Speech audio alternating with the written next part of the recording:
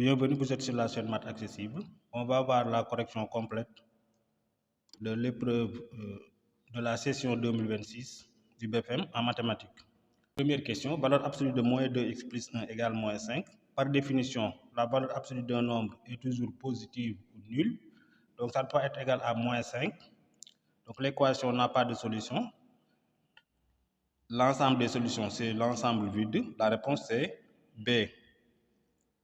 La deuxième question, on peut utiliser un petit dessin. Donc, FAL est un triangle rectangle en F. FA égale 6. Tangente de FAL, c'est le côté opposé FL. Sur le côté adjacent, FA. Donc, on aura FL sur FA égale 2 racines de 3 sur 3. Mais on sait que FA égale 6. On peut écrire aussi 6 comme 2 fois 3. Si on simplifie par 3, on multiplie ce qui reste, on aura 4 racines de 3. La réponse, c'est B aussi. Troisième question, H est une application affine. Le coefficient directeur 2 et E. La représentation graphique de H passe par le point E. Donc ici, on peut poser H de X égale AX plus B avec A ici égale 2. Et les coordonnées de E vérifient l'équation. Donc,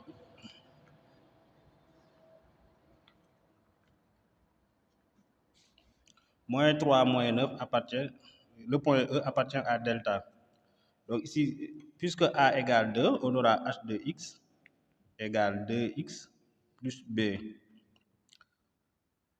E de coordonnées moins 3, moins 9 appartient à delta.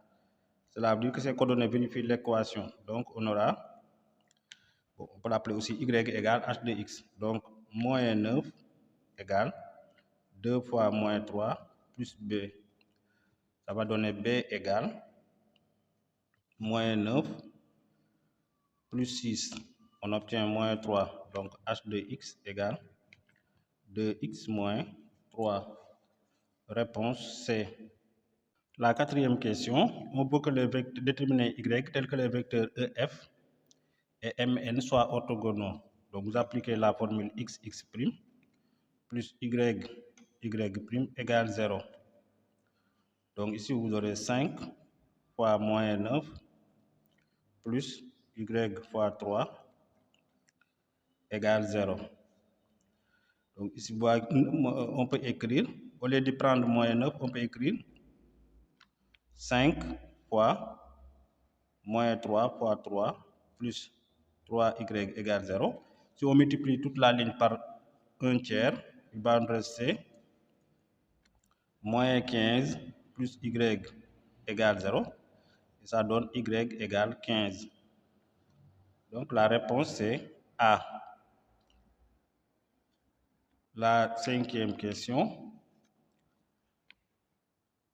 Le système 2ax moins by moins 1 égale 0, moins ax plus 2by moins 4 égale 0.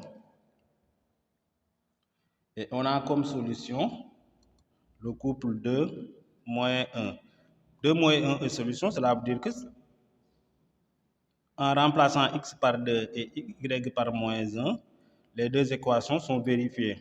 Donc on aura 2a fois 2 moins b fois 1 fois moins 1, moins 1 égale 0, moins a fois 2 plus 2b fois moins 1, moins 4 égale 0.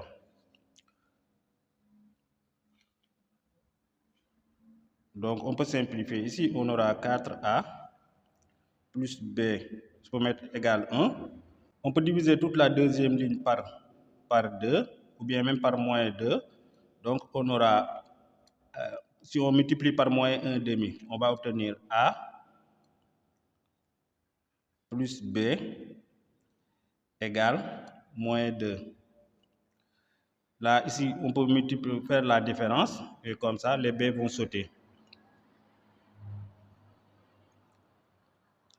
Donc, en faisant la différence, on aura 4A moins A, ça fait 3A, B moins B égale 0. 1 moins 2, c'est 3. Donc, ça va donner A égale 1. On peut prendre la deuxième équation, par exemple A plus B égale moins 2. Sachant que A égale 1, vous aurez 1 plus B égale moins 2. Donc, B égale moins 3. Réponse B. Ici, les points A, B et C appartiennent au cercle. Si vous voulez avoir des angles aigus, il faut que les points B et M appartiennent au même arc. Ici, la corde AC coupe le cercle en deux arcs. Donc, on peut mettre ici, par exemple, B et ici, M.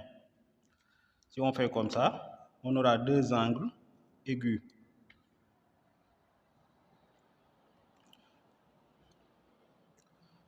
Les angles maintenant ABC et AMC sont inscrits sur le cercle, ils sont associés, donc ils ont la même mesure. Donc ABC est aussi égal à AMC, puisque ABC égale 30, donc AMC égale 30. La réponse c'est B. Donc si on récapitule, on aura 1B, 2B, 3C, 4A, 5B, 6B. Maintenant, exercice 2, P égale racine de 32 moins 4 racine de 18 plus 3 racine de 50 moins racine de 9. La première question, on nous demande de simplifier P. Donc ici, il faut regarder les carrés parfaits qu'il y a sur les nombres 32, 18 et 50. Et il faut qu'en divisant avec les carrés parfaits, vous obtenez toujours le même nombre. Donc par exemple, ici, on peut constater que 32, c'est 16 fois 2, moins 4 fois 18, on peut dire c'est 9 fois 2, plus 3, 50, c'est 25 fois 2. Moins, racine de 9, vous savez que c'est 3, donc on peut mettre moins 3. Donc, égal, racine de 16, c'est 4, racine de 2, moins 4 fois, racine de 9, c'est 3, on maintient la racine de 2, plus 3 fois, racine de 25, c'est 5, donc on amène racine de 2, moins 3. Et on simplifie là où c'est possible. Si on factorise par racine de 2, on aura 4, moins 4 fois 3, 12, plus 15, tout ça racine de 2. Donc, 4 moins 12 plus 15 racine de 2, moins 3. Vous savez que 4 plus 15, c'est 19. 19 moins 12, c'est 7. Donc, P égale 7, racine de 2, moins 3. C'est ce qu'on nous demandait de montrer. La deuxième question, on demande de calculer P au carré, Q au carré, QP, puis P plus Q, le tout au carré. Donc pour P au carré, il suffit de prendre la simplification. 7 racine de 2 moins 3, et on élève au carré. 7 au carré, c'est 49. Racine de 2 au carré, c'est 2. 49 fois 2, c'est 98. Moins 2 fois 7, racine de 2, fois 3, plus 3 au carré. 7 au carré, 49. Racine de 2 au carré, c'est 2. 49 fois 2, c'est 98.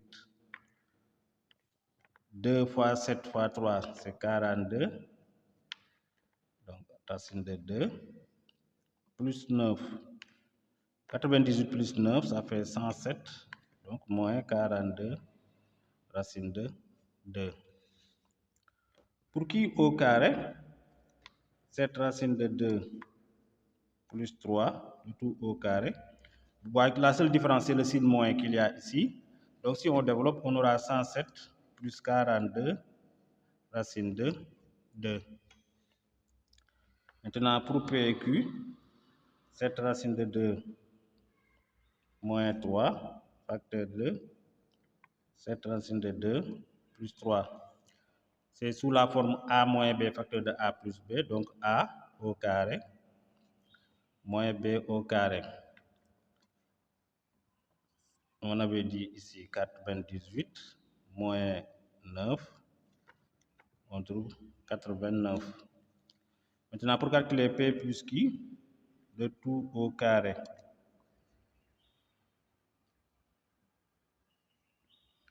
Vous pouvez remplacer p, c'est combien? 7 racine de 2 moins 3. Maintenant, q, c'est 7 racine de 2 plus 3. Donc, le tout au carré. Moins 3 plus 3, ça fait 0. Donc, vous aurez 2 fois 7 racine de 2, le tout au carré. Donc, vous aurez d'abord 2 fois 7, c'est 14. 14 au carré, c'est 196. Racine de 2 au carré, c'est 2.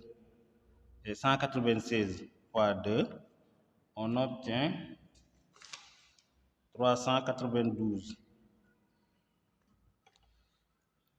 Ou bien, vous constatez aussi, on peut aussi utiliser P plus Q, le tout au carré. D'abord développer. Vous aurez P au carré plus 2PQ plus Q au carré. Alors, vous venez de déterminer P au carré. C'est 90, 100, on avait dit 107 moins 42 racine de 2. PQ, c'est 89, donc plus 2 fois 89. Maintenant, plus Q au carré. Q au carré, on a trouvé 107 plus 42 racine de 2. On peut simplifier. Moins 42 racine de 2 plus 42 racine de 2, ça donne 0. Donc, on a 107 combien de fois? 2 fois 107 plus 2 fois 89 égale 2 fois 107 plus 89. 107 plus 89, ça fait 196. Donc, 2 fois 196. Et on trouve la même chose. Égale 392. Voilà la troisième question. Pour écrire 107 plus 42 racine de 2 à l'aide d'un seul radical, il faut constater que 107 plus 42 racine de 2, c'est tout simplement Q au carré. Et racine de Q au carré. Racine de Q au carré, c'est valeur absolue de Q. Mais ici, puisque Q est positif, donc c'est égal à Q. Donc, égal 7 racine de 2 plus 3. Pourquoi? Car Q est supérieur à 0. La quatrième question, l'équation Px carré moins 89Q égale 0. Bon, vous pouvez remplacer P et Q par leur expression, leur valeur, et essayer de calculer. Mais on peut constater ici quoi? 89, c'est égal à PQ. Donc ici, on peut isoler x au carré. Donc on aura x au carré égale. Donc ici, on peut même dire d'abord px au carré égale 89q. Ça va donner, cela revient à résoudre l'équation x carré égale 89q sur p.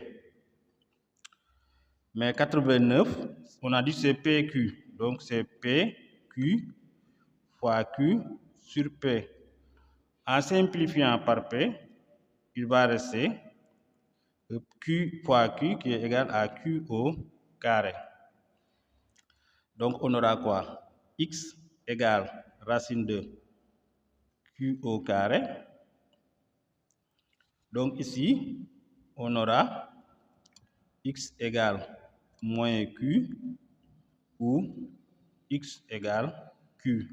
Donc s égale, on peut remplacer q par sa valeur. Donc moins 7 racine de 2 moins 3 ou bien 7 racine de 2 plus 3. Et ça donne l'ensemble des solutions. Sur la sixième question, on veut encadrer moins P. D'abord, moins P, c'est combien? C'est donc moins 7 racine de 2 plus 3. Puisque P est égal à 7 racine de 2 moins 3. Donc, on commence par l'encadrement qui est donné, 1,414 inférieur à racine de 2 qui est inférieur à 1,415. Et on multiplie par moins 7. Il faut faire attention ici, lorsque je multiplie par moins 7, je vais permuter les bornes. Donc on aura moins 7 fois 1,415 inférieur à moins 7 racine de 2 inférieur à moins 7 fois 1,414. On utilise la machine pour simplifier. Donc vous aurez moins 9,905 inférieur à moins 7 racine de 2 qui est inférieur à moins 9,898. Là, on peut ajouter partout 3. Donc, moins 9,905 plus 3 inférieur à moins 7 racine de 2 plus 3 inférieur à moins 9,898 plus 3. Donc, partie entière plus 3. Donc, vous aurez moins 6,905 inférieur à, ça c'est simplement moins P, inférieur à moins 6,898. Voilà, pour aller à l'unité près, au lieu de restreindre l'intervalle, il faut l'agrandir. Donc, à partir de moins 6,898, quel est le premier nombre entier où il n'y a pas de virgule qui est supérieur à moins 6,698? Donc, c'est moins 6. Quel est le premier nombre entier inférieur à moins 6,905 où il n'y a pas de virgule, c'est moins 7. Donc ici, je peux mettre inférieur à moins 7. Et on les prend comme nouvelle borne. Donc on aura moins 7 inférieur à moins P inférieur à moins 6. Donc si je répète, à droite, vous prenez le plus petit nombre entier et qui est plus grand que moins 6,898, c'est moins 6. À gauche, vous prenez le plus grand nombre entier inférieur à moins 6,905, c'est moins 7. Et là, vous avez votre encadrement à l'unité près. L'exercice 3 en statistique, si on voit le tableau, on peut ajouter une ligne pour les centres. Donc, on aura ici 2, 6, 10, 14 et 18. On peut remplir d'abord avant de revenir sur les questions. Donc, l'effectif cumulé croissant, donc on commence par la première valeur. Le premier effectif partiel, c'est 7. Maintenant, on vient sur la deuxième colonne. On additionne avec l'effectif partiel qu'on a 7 plus 6, c'est 13. On met le résultat en bas. 13 plus la colonne suivante, son effectif partiel, c'est 11. Donc, on a ici 24. 24 plus 8, ça fait 32.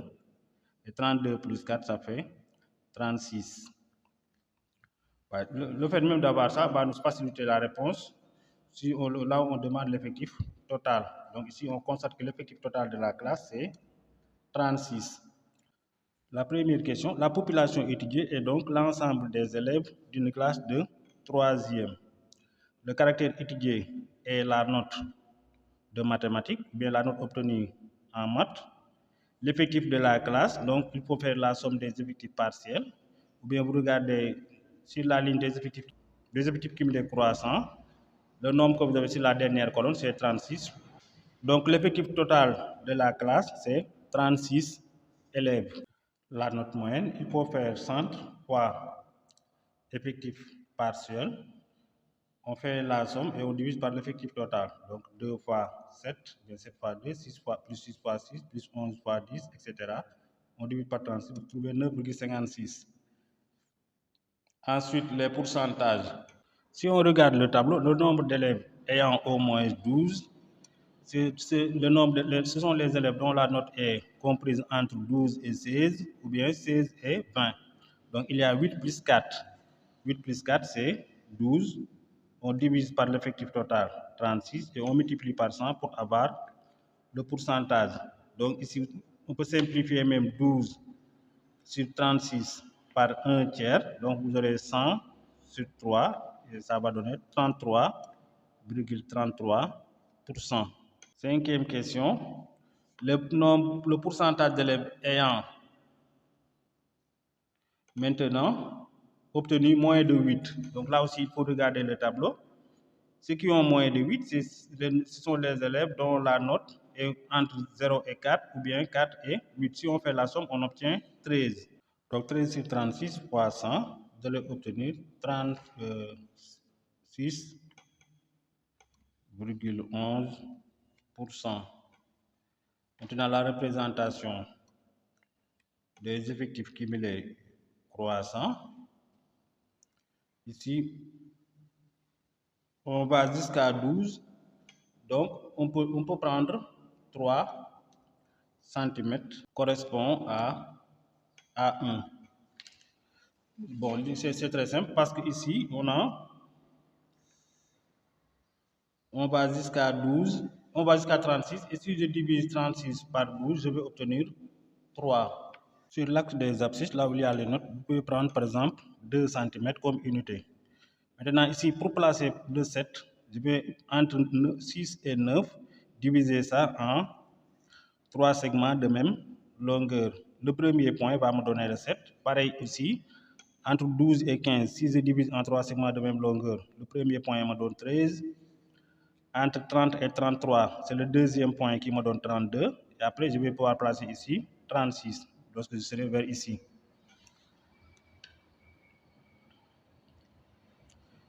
Et maintenant, on peut tracer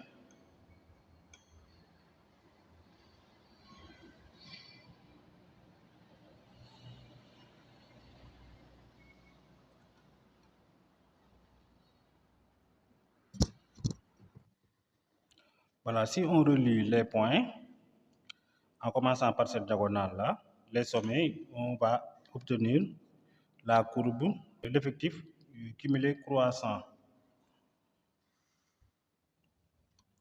Pour la médiane, il faut projeter 36 divisé par 2, c'est 18. On a ici 18. Si on projette 18 sur l'axe, sur la courbe,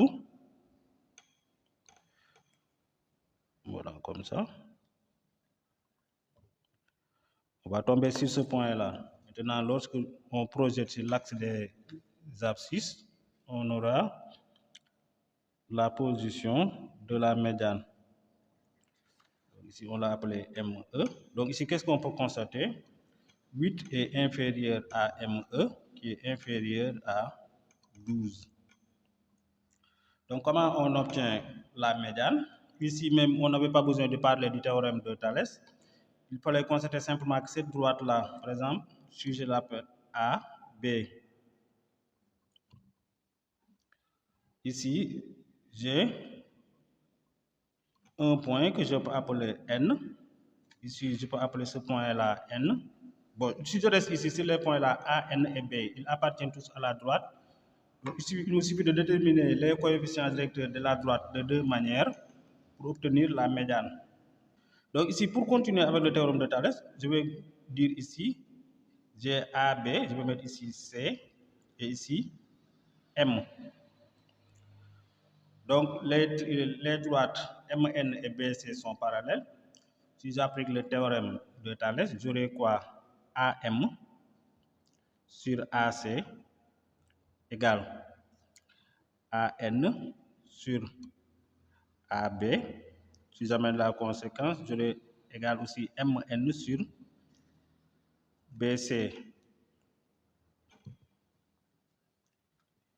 Si je cherche maintenant les distances AM, vous voyez ici AM est parallèle à l'axe des ordonnées, donc je n'ai pas besoin de regarder ces abscisses. Comment j'obtiens A? Cette distance-là, c'est combien? AM, c'est 18 moins 13 sur... Maintenant, AC, c'est 24 moins 13. Égal. Je peux prendre MN sur BC. MN et BC sont parallèles à l'axe des abscisses. Donc ici, MN, c'est combien? C'est ME moins 8 sur BC, c'est 12 moins 8. Donc si je simplifie, ici j'aurai quoi? 5 sur 11 égale ME moins 8 sur 4. Je peux faire produit des moindres égale produit des extrêmes. J'aurai ME moins 8 égale 4 fois 5, c'est 20 sur 11. Donc j'aurai quoi? ME moins 8 égale, ou bien je peux dire aussi ME égale 20 onzième plus 8. Maintenant je fais l'application numérique. 20 onzième, c'est environ égal à combien? Avec la machine, on obtient 1,81 plus 8. Donc ME est environ égal à 9,81 si on veut 4 chiffres après la virgule.